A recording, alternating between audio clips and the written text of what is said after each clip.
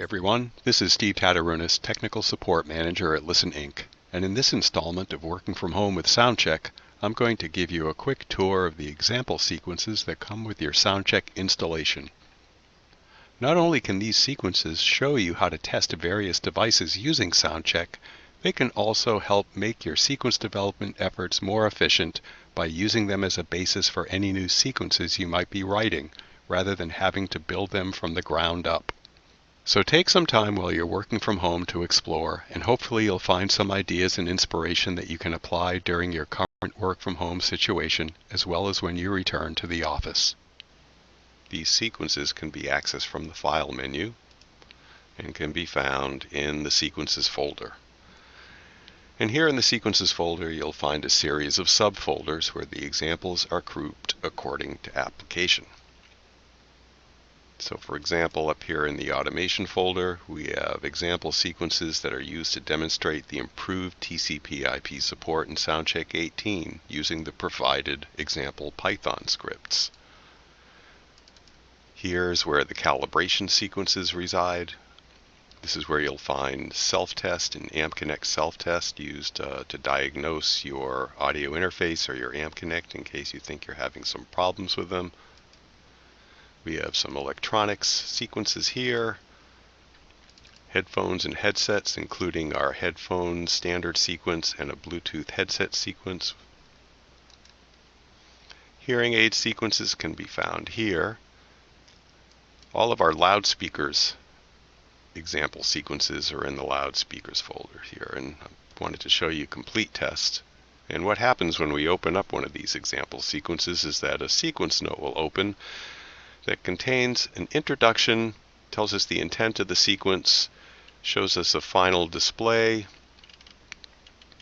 the hardware requirements, how to set up and calibrate the hardware, a schematic diagram of the hardware setup, the sequence logic itself, and some recommendations for further sequence development.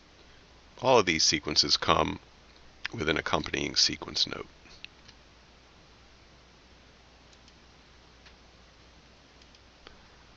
The complete test sequence itself is a really interesting one, and it can be used as a basis for an end-of-line production test because it contains a whole bunch of limits. After the acquisition and analysis, there's a series of post-processing and limit steps for sensitivity, polarity, response margin, THD, rub and buzz, so forth and so on. And we can see over here in the final display step, a couple of XY graphs to display the fundamental, the impedance curve, THD, rub and buzz, and all of the limits results are up here in our limits display. So again, complete test, a great basis for an end-of-line production test.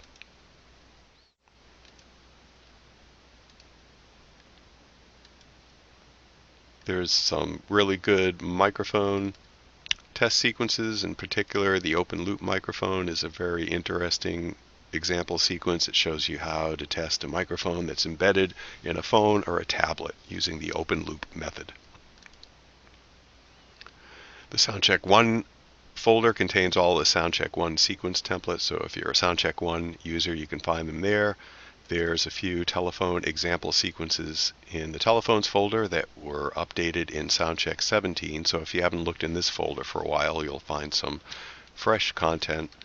And up in the How-To Examples folder, there's some really interesting stuff that shows you how to use a lot of the various features inside of SoundCheck, including all of the autosave options, how to find the average sensitivity of a curve, how to do complex averaging, how to use the confidence limits feature, how to measure difference distortion, IM distortion, dual channel analysis shows you how to use the transfer function algorithm, limits, loop stimulus level, multitone analysis, power averaging, how to use the statistics engine, how to plot THD at actual measured frequency when you're doing normalized THD, and lastly, a really interesting example on how to use the virtual instruments.